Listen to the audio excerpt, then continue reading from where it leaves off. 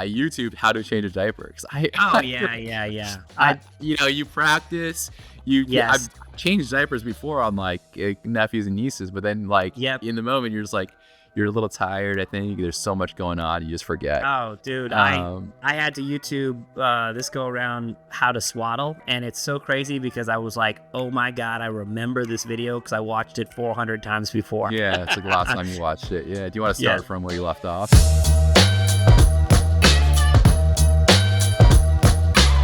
Uh-oh. Uh-oh. Frozen. We're frozen. Are you there? I'm back. All right. I was like, oh shit, not a good way to start. It'll settle in. Oh, good. Yeah. Am I blurry to you? You're blurry, but isn't that normal? Yeah. You're very blurry. So it's just like, it almost looks like you're like naked. So like we're blurring you out.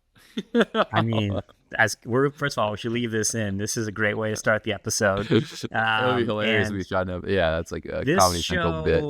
I should be censored. So yeah, that's good. Censored. What works? Yeah. What's I was about to say. I was gonna say Alex Cooper, but no, it's Alex Jones. It would be very. Alex Cooper is very different than Alex Jones. Anyway. Very cool. Welcome back to a special episode of What Worked. We're calling this a mini-sode, and by we're, I mean I am. So none of this creative concept was discussed with Mike. So he's going to just go with the flow here. If you are watching this, if you're one of the 8 or 9 people that watch the YouTubes, or maybe the 1 or 2 who are not our team in the Philippines that watch these YouTubes, and we look a little bit more disheveled or less put together than we normally do, it's because Mike and I are very fortunate to have welcomed some new humans to the world. Mike had his son a couple weeks ago, and then I had my daughter a few weeks ago, literally 1 week apart. Founders that have kids together stay together, I think is the expression. Wrong context. Yeah, right. Nobody says that. But yeah, we did. So this is our special, I'm calling this a mini-sode. I'm giving ourselves a little break here. This is our paternity leave episode, even though we are, this is probably relatable to some other business. Our paternity leave game. This is the Pat leave game, like the flu game. The flu game, exactly. Mm-hmm. Jordan, the infamous, someone showed up with, a random pizza in Salt Lake City, and next thing you know, the flu game. So, yeah, this is our flu game. We are. If we were normal W-2 employees, we'd probably be on paternity leave right now, but we're startup co-founders, so the show must go on.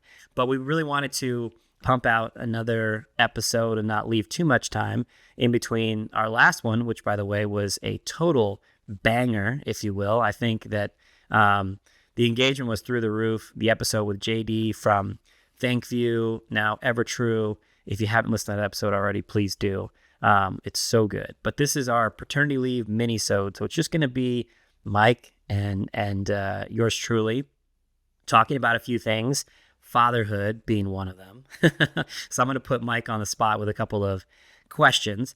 But before we jump into that, I wanted to cover a couple things that I'm seeing in the news. So, of course, as any new parent, not that I'm new to the game, but I'm new to this newborn, any new parent can relate. I'm actually crushing a lot of the news right now because I'm up at all hours. And so the phone, I'm checking it out. And Mike, I wanted to touch on 3 different kind of call it stories that I'm seeing out there. I'm not going to go into too much depth on the statistics or the sources or any of that sort of stuff. If you want that information, there's a lot of better places to get it. But I did think that it's really relevant to our world, which is the world of work. And I wanted to hear your thoughts too. So if it's okay, I'll do a quick kind of rundown and then, chime in with any thoughts that you might have on these news stories. Good. Very cool. Let's go. First and foremost, we both live in the wonderful state of California, and the thing that has been definitely dominating headlines recently has been the minimum wage hike or increase. So, and don't kill me, anybody who's listening to this, but I believe that the minimum wage is slated to jump from $14 to $20 an hour, specifically for restaurant workers. I don't know the nuances of all the details as far as how it's going to impact other jobs, and I understand there's a lot of specifics around if a restaurant like produces something, like if they make their own food in-house or something like that. I think like doing some sort of designation between, call it your like traditional fast food place with maybe like a place that actually, makes their food in-house. But I do know that these things typically don't happen in a vacuum. And so even though this is going to impact restaurant workers, that is, of course, we're business owners. So, somebody that kind of has to go down the line, right? You're going to experience that in the cost of your hamburgers and your food. Everything kind of, there's typically like a domino effect here. So at least in the state of California, my very uneducated prediction is going to be, we're going to see probably just salary and wage inflation across the board, because typically these things don't happen. It's not just going to be restaurant workers. It's going to be kind of everything. So that's one bit of news. And then the other one that I wanted to talk about too was, as we've talked about. I wanted to mention something about that. I think like one of the impacts of this is, I think there's going to be probably like a migration of talent from other places to $20 an hour fast food work. I totally agree. Yeah. And so I think like the first place I think about when I read the headline is like, oh, my like apple pie at McDonald's is going to cost more, right? What's it going to cost? Sure. I think what's going to happen is there's going to be talent that would typically work for your landscaping company, your other home services, the other kind of jobs that are in that range.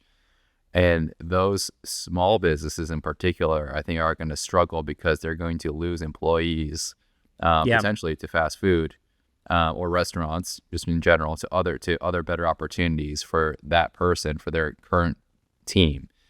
And the challenge is like because these small businesses might go out of business. They might just take a hit because when they lose people, they can't service their customers, and they might not be able to raise prices quickly enough to retain their talent. So I'm curious how that plays out. I think, the first place to go is the apple pie, but you should probably think about other places where this is going to have an impact across the board, whether it's other services you pay for, other goods you pay for, that sort of thing as well. I'll give you one. First of all, I think your mind is maybe just on apple pie, which is now you've got me thinking about it. So now I know what I'm grabbing later. But yes, I totally agree. And I'll give you a very specific example because I experienced it. Before starting Hireframe, I was at a company that was a large call center business. And we had a series of offices. We started off with one, and we ended up with, I think, 3 or 4 offices in the San Antonio area. So San Antonio, Texas. This is before we were, Philippines and El Salvador and Mexico and all these different places. And then we eventually opened up our own onshore call center. And I learned a lot about the U.S. call center market.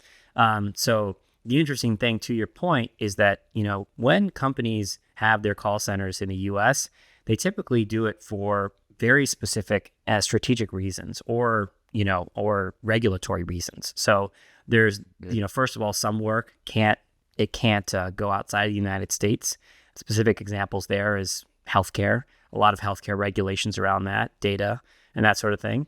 And then there's also instances where typically companies are reserving, in customer service, you basically have tiers, right? So you have tier 1 customer service. The example there would be like simple, transactional things. Hey, I need a refund.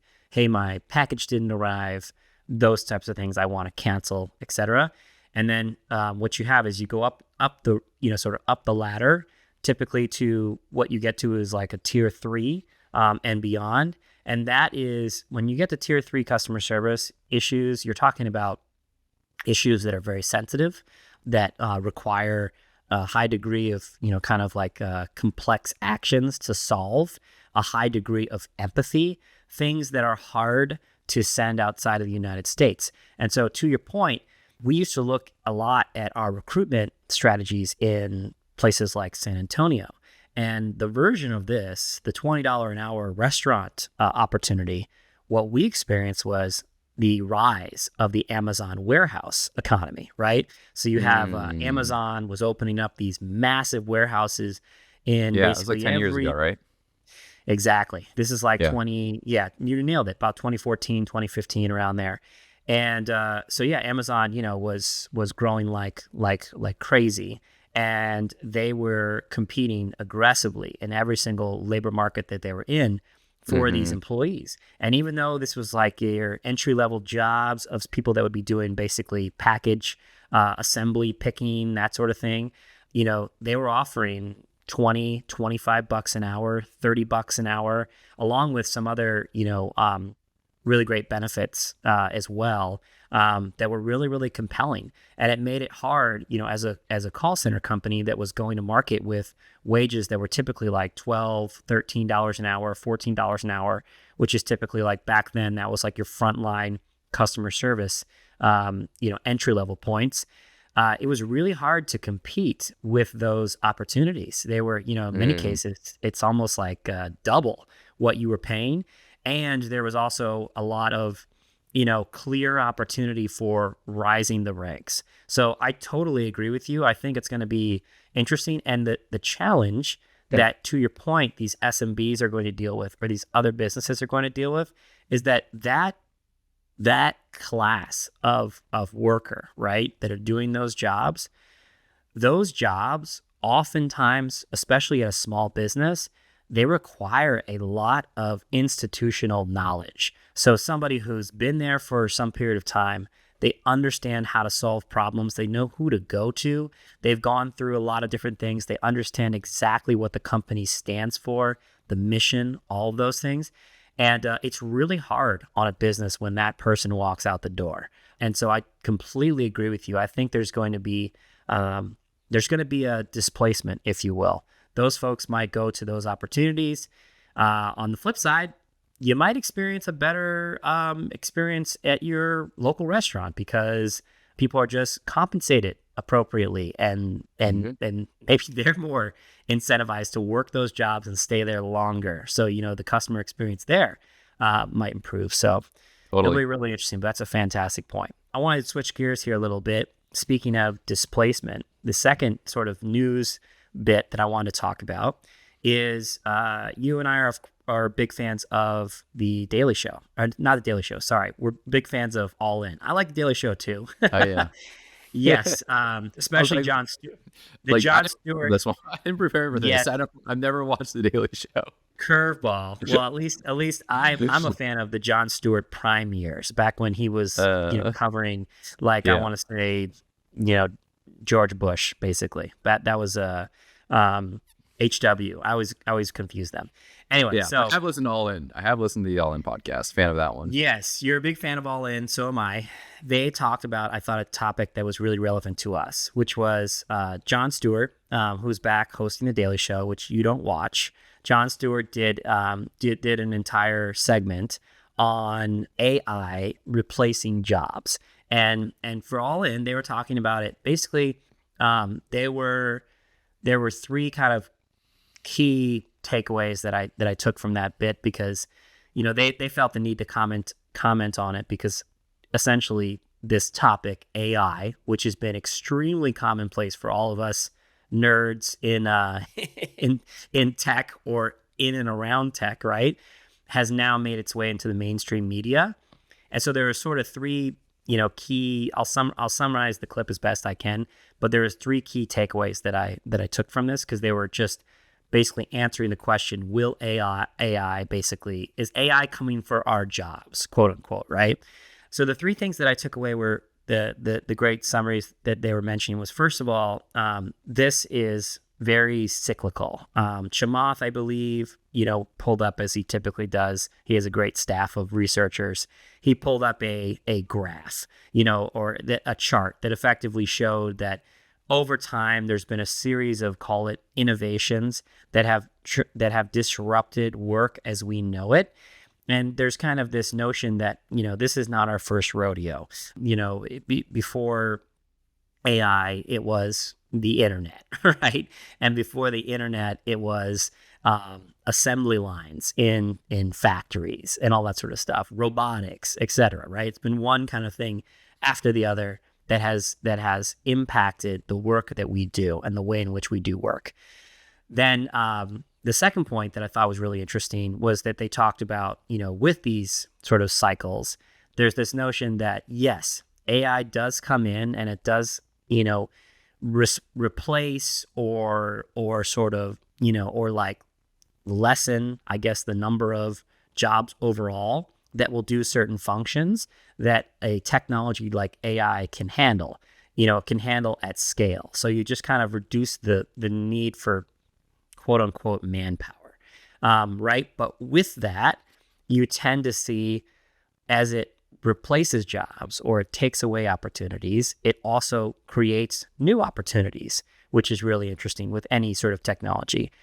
Then the third takeaway was just one that effectively the way in which companies are built, we're probably on the precipice of one of the biggest fundamental shifts in the way people are going to build businesses.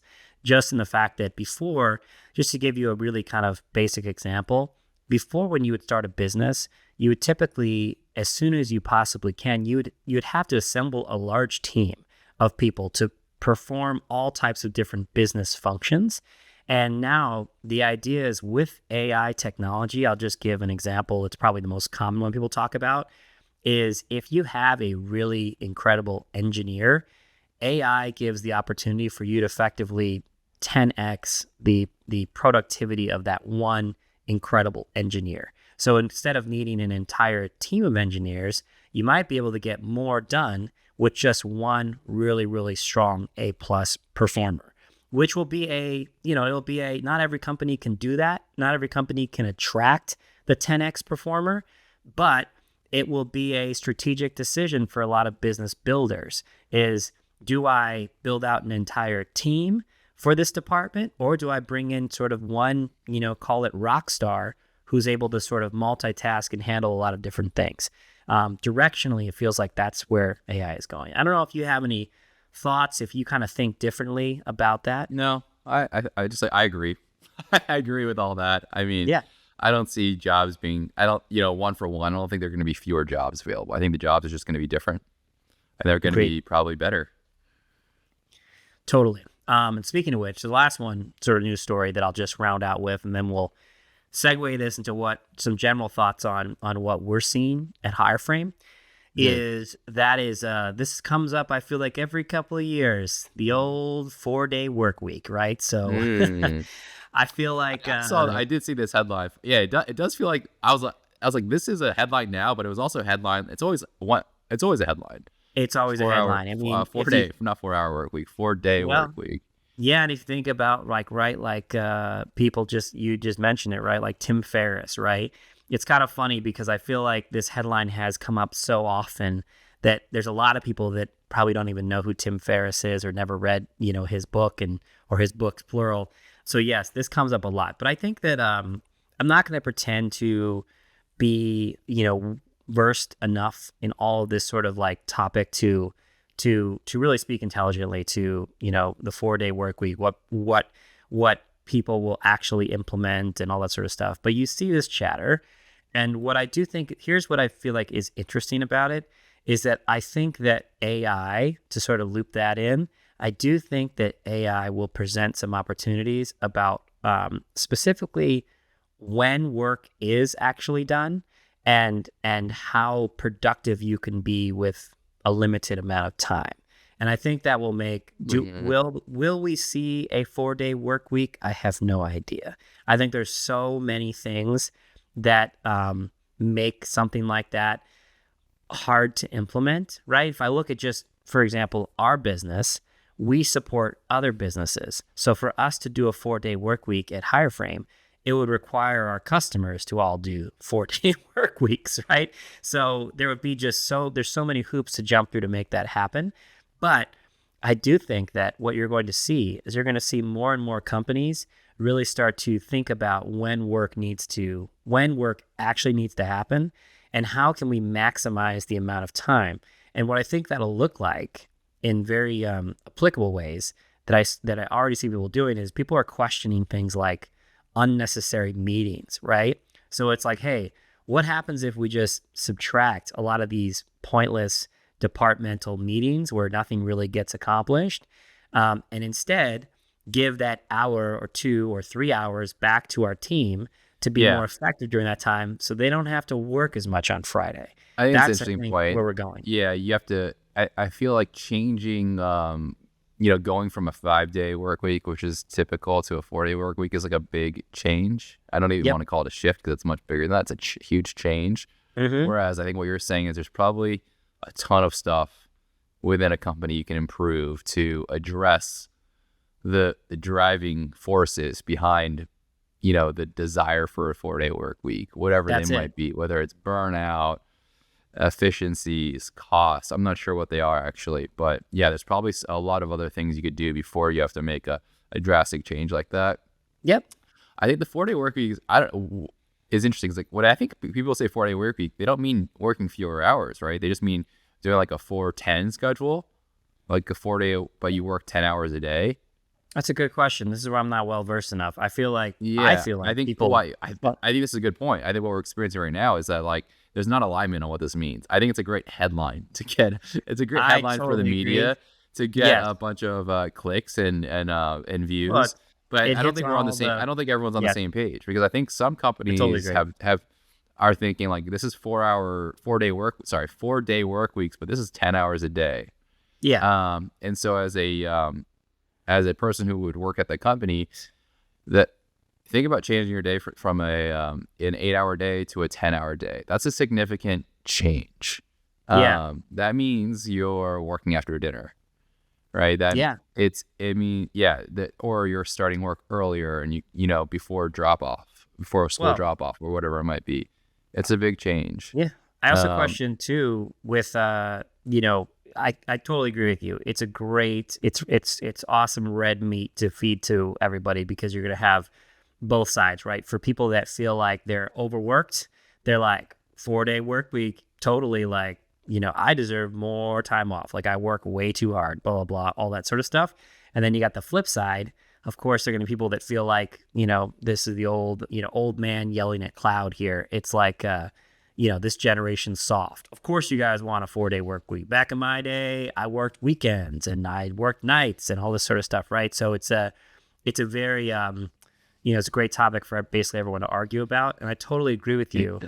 One thing that I would push back on is, unfortunately, in this current state of our, world with smartphones and with our addiction to them, I think that attention spans are shorter than they've ever been with everybody, right? And so the question that I have is, can the average person even do a 4-10 schedule? Can they actually be productive for, call it, a 10 hours a day, which means really being productive for like 8 or 9 hours? That's like most people can't do 3 or 4. So a lot to be. I guess my takeaway when I think about this and just talking to you about it is like we have to figure out what the root causes are, what the driving forces are behind this, and then figure out the solution versus just doing this, just talking about a 4-day work week. Because I think before, when I think about like 10 years ago when I first started hearing about like 4-day work weeks, and some companies have done it, right? Yeah. And some companies do like Fridays off in the summer and that sort of thing, which is, I think those are all fantastic initiatives. But they're all solving for something in particular. And I think with like the 4-day work week or the idea of just not having a 5th day, it's like it saves a lot of time on commuting. It's good for the environment because we're not driving, right? So you're saving time, better for the environment. But then a lot of companies are work from home now. Right. And so like, because we might have already solved for that. So now what are we solving for? I think it's like the question, right? You're not commuting. So you are saving that time, which is nice. And then the environment's benefiting from fewer cars on the streets. And then so now what is it? Is it we're overworked? Yeah. So the question is like, okay, we just had a huge shift in work from, over the past few years from in the office to remote work, which I think is directionally good long term. But and now we're saying, okay, now let's go 4 days instead of 5 days. So like my question is like, oh, let's pump the brakes and just let's figure out exactly what's going on here. Yeah. Like we just had this huge improvement saying presumably like hang on our tight. work life. Yep. Hang tight. Let's all align on what we're actually trying to solve for here, because Yep. if it's my thinking is like people like the idea of 4-day work week. It's less stress, right? Hmm. More time off, 3-day work, 3-day weekend to recharge, Yep. which I think is good. But I think the question is like, there are still going to be the people who are fortunate enough to be in a world, or work in a world, work at a company, work in a role that they actually enjoy, Yeah, right? And I so agree. they're not looking for these things. Yeah, And that's a so great point. that's actually the thing I think we should be focusing more on, is like finding, getting more people into jobs that they actually find fulfillment in, that Yeah. that actually provide purpose. Because I think a lot of the challenges around burnout and that sort of thing and productivity are solved that way. But that's a harder Mhm. problem to solve. Yeah, you're absolutely right. And then I'll go back to what you said about everyone aligning. We do that so well as a society. Everybody aligns perfectly. So you're sorry, I'm being a little sarcastic here. I think this will never Yeah. get solved, Mike, is what I'm No, trying to no. say. It's But really fun to talk about we can though. pretend. But I agree. But I think though I will kind of bring it back to us as business owners. What I oftentimes think about is I love your point about the liking what you do. To me, the single greatest thing you can do to improve that at your own company is try to, first of all, understand what it is your employees do every day. So oftentimes I'll just kind of look at people's calendars and I'll see things, right? So for example, with Fridays, what I notice is a lot of our team will have blocks in their calendar basically saying, hey, during this time I'm going to do invoices, or I'm going to send a monthly report and those types of things, right? So during one-on-ones, I like to dig into, hey, when you have this block, what exactly are you doing? How long does it take you? And, do you enjoy that work? Is it something you dread every week? A great example is, invoices, right? That's something that for some people, that's like just nails on a chalkboard, and they really loathe it. Right? I'm looking at you, Mike. I'm just kidding. No.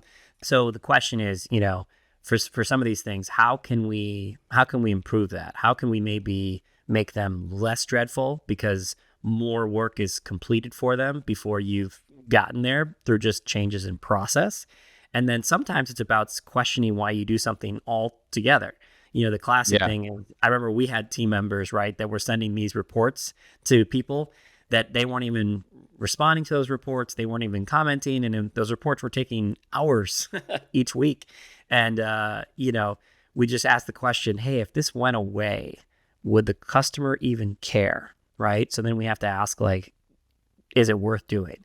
And I think as leaders at a company or business owners, that has to come from us, because for employees, unfortunately, a lot of times they don't feel comfortable asking those questions. And so you have to really, I think, push for that. But Totally. yeah, that's how I think about that. All right, let's round things out with a couple things. So that sort of amalgamation of I don't know if I use that word correctly. Amalgamation of news stories that I just kind of hurled at you. I want to bring that back full circle to what I'm seeing at Higher Frame, and I'm curious if you're experiencing the same things.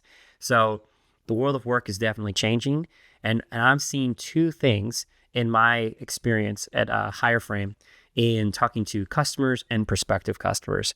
The first one is I'm seeing a continued increase in demand for high-skilled positions, and specifically positions that involve building things. Okay, I'm gonna put that generally speaking. It could be building creative assets. It could be creators. It could also be building entire processes and functions. I'm just seeing a huge demand, which, to bring it back to everything that I just mentioned, the simple thing that I'll put there is I think it's harder than ever to hire in the US. I think it's more expensive in the US than ever it has ever been. And I think it's really hard to get good talent in the US. The US labor market is in a really weird spot. And so I continue to see our customers basically say, hey, we've been trying to fill this position for months and it's been terrible. And we'd love for Higher Frame to take a swing at that. I don't know. Are you seeing the same thing? Yeah, no, totally. I am seeing it. And I think part of it's to do with this, like one of the topics of this conversation has been AI. I think like in the past, historically, when it comes to overseas staffing or outsourcing, it's always like administrative tasks. Yes. It's like, hey, this person at my company has all these administrative tasks. How can we offload those? Right. And it's like, okay, let's bring in someone. Maybe they're overseas. Maybe they're just, we need a role where someone can do those for that person. So that person can do higher level activities. So this is like very much like an assistant type role. Right. And now, because I think AI actually sufficiently can do those tasks, it's okay. Like, we need someone to do this whole role, and this whole role is like elevated. So it's like kind of the next step up. And now people are just more, the trend I'm seeing is like people are just more familiar with and more comfortable and more interested in hiring globally. Whereas like 5 years ago, we were doing a lot more education, Tyler. We were doing a lot more introduction to the concept of working with someone that doesn't live in the same country as you. Now it's more, there's more familiarity. I feel like it's more universally understood that this is something that all companies are doing now. And so the thinking has changed from what is this? What's it like to hire global talent, to like, okay, like should we consider global team members for this open requirement that we have? Totally agree. Yeah. You're absolutely right. It's that immediate, I think, displacement of jobs before that were, predicated on a high volume of mundane tasks, basically, right? So we're seeing a total shift there. Very well put. The second thing that I'm seeing is this is the surprising one to me. I'm talking to a lot of companies that are fairly recently formed, or they're still, very much sort of building, right? And I'm seeing this incredible change in the way in which people build companies, right? So what I'm referring to specifically is a lot of times when I would talk to companies, even early stage businesses, and let's say they were going to roll out, a classic example is in my call center days, I would talk to a lot of businesses that they were going to come out with a product. And so what they would look at is they would have initial conversations with an outsourcer like myself or the company I was at, and they would say, "Hey, we're going to have this, let's just call it, for sake of example, this wearable that's coming out, wearable technology, right? This thing's going to come out. It's going to have a lot of potentially troubleshooting tech issues and warranty issues, returns, shipping, all sort of stuff." And we'd have these early conversations with a lot of Silicon Valley backed companies where they would be planning for that future and they would look for an outsourcing partner. Now, where I'm seeing a total shift in the way people build companies is typically those businesses, to your point, they were talking to us about these kind of like high volume of, whatever simple entry level tasks that would be coming down the pipe. And now they're looking at, from inception, how do I build my company in the most productive, cost efficient, really allocate capital and invest, where you're going to get the absolute highest return, and where you still need help, you still need staff. If and whenever you can, if you can get someone for less cost that is able to successfully do that position at a high level, they're willing to do that from the start. And that's something that I'm seeing that's really, it's incredible how far we've come. And the other thing that I'll point out that's a little bit of a nuanced one too, is a lot of businesses that are getting in touch with Hireframe. I love this one because I'm just a serial entrepreneur.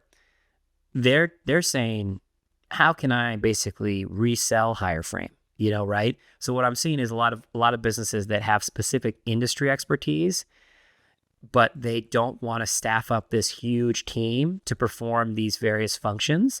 They say, how can I staff that with Hireframe? It's going to give me flexibility from the jump.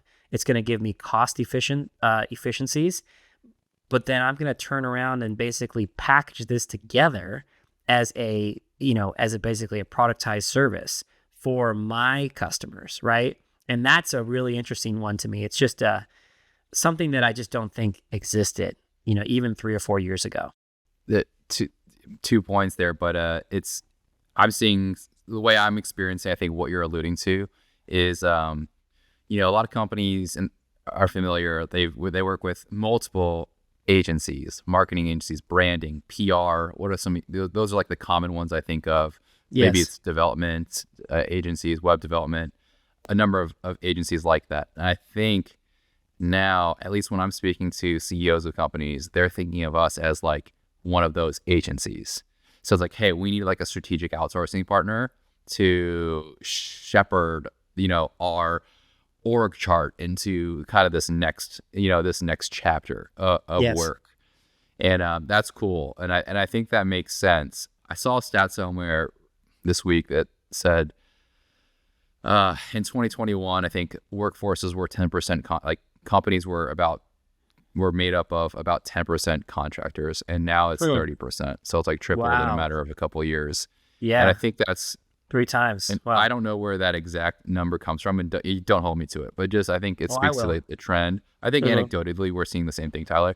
But when I saw that, it didn't have a source, I think. But when I think about where that trend is coming from, yes, at least from my experience, and maybe this at least feeds into it a little bit, is I think companies, we're trying to figure it out right now. We're trying to figure out what the right org structure is, what the right people operations strategy is, because we just got out of ZIRP, like the zero interest rate market, where the cost of capital is extremely low. So, people costs of, $50,000 3 years ago was a lot lower than a $50,000 salary today, right? Just the cost of capital has gone up. And so people are looking for, you have to accommodate the changes in the cost of capital. And then there's AI. So then you're unsure of the job description. Right. You're like, hey, do we need a FTE here? And if we do, how is this role different? Like you were alluding to, is this like one person instead of like 5 people on a team? Right. So those two things I think are converging, where cost capital is greater. So people aren't just like hiring like crazy, like we were before. And then there's this introduction of AI and thinking about like jobs and roles actually look different now and going to the future. So no one's figured this out perfectly quite yet. And so I think in the meantime, what I think that means is like companies are looking for flexibility. They want to stay nimble. And I think that increase in the mix of contractors makes sense to accommodate the current need to remain flexible, to be nimble. Because we're all this is very much like a transition period that everyone's going through with the introduction of AI and the drastic change in the cost of capital. I think that's.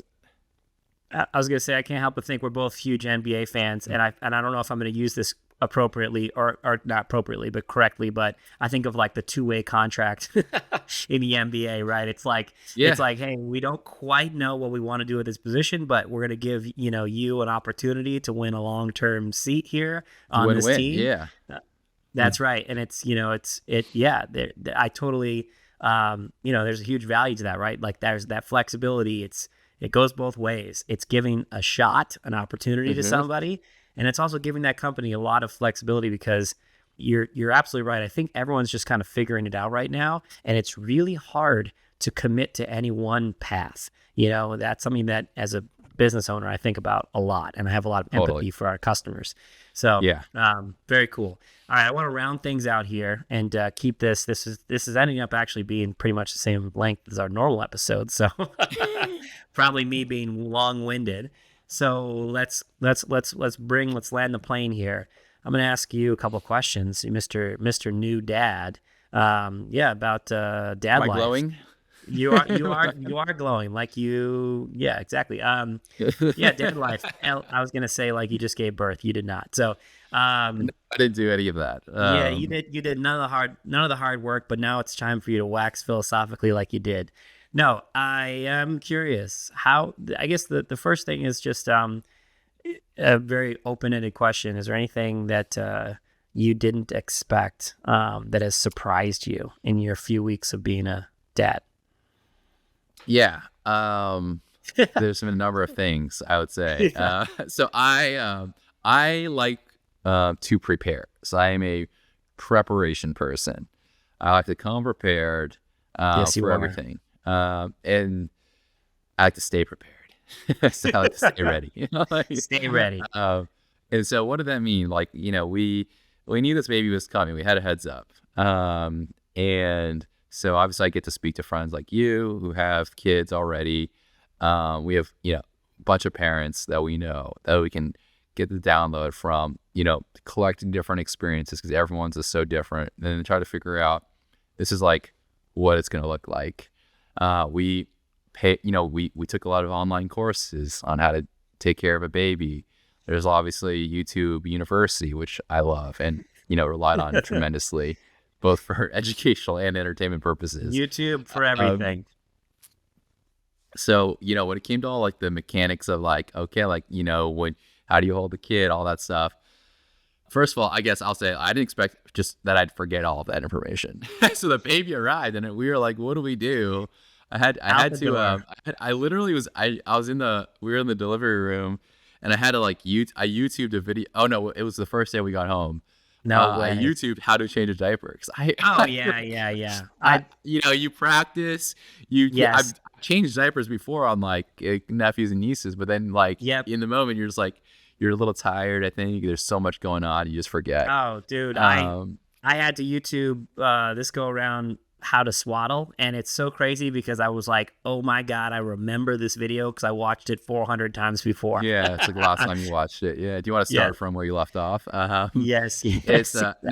no, but then I would say the thing that you can't, like, I guess I didn't prepare for, maybe you can't really prepare for as much is I think the emotional side of it. So yeah, it's just, man, the like the human biology part of having a kid is just crazy. I know it's like it's different for moms and dads, but I definitely felt a piece of that and just couldn't have planned for that. Couldn't have never experienced that. I think part of it for me too is I've never even had a dog. Like I've never. How about your stepdog? I've had a step dog at best. But yeah, so Your like just like having when the kid arrived and just stepping into that parental role, the emotional changes and experiences that you feel are awesome. At least for me, I think it's different for everyone, but wasn't expecting that. I thought it would take a while to sink in, but I think it hit me pretty hard up front and all like really positive feelings, like gushing emotions. So it's been cool. It's been interesting. Those feelings I think have helped get us through some of those like harder things about having a newborn. Sure.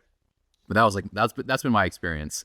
And I think there's also just a bunch of things like on the theme of preparation that you can talk to your friends who have parents and your parents and all this stuff and watch a bunch of videos.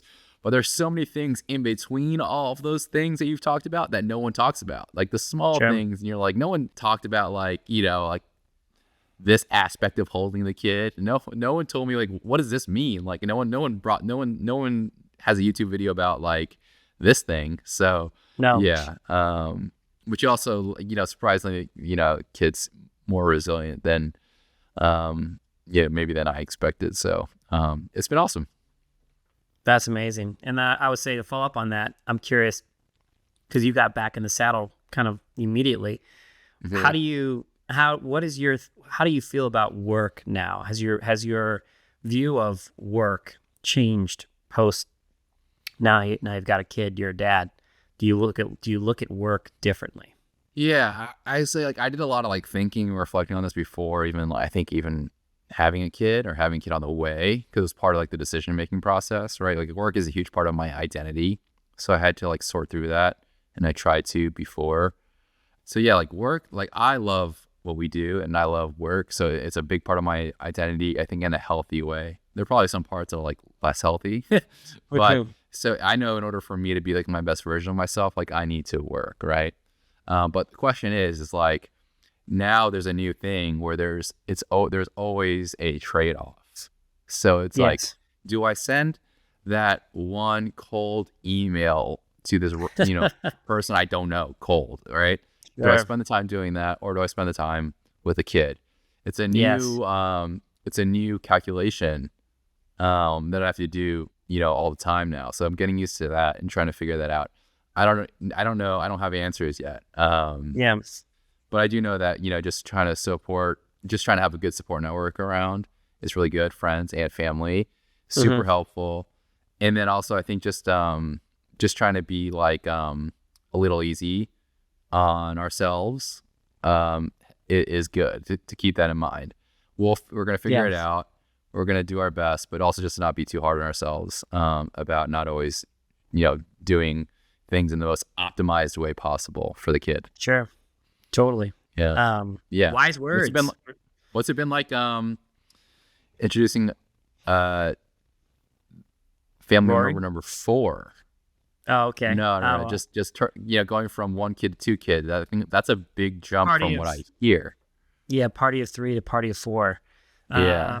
Yeah, I mean, we're still very much in the thick of it. So everybody, there's this expression that people say, you'll get a lot of, I'm sure people have said a lot of them to you, but there's these couple of parenting expressions that come up a lot.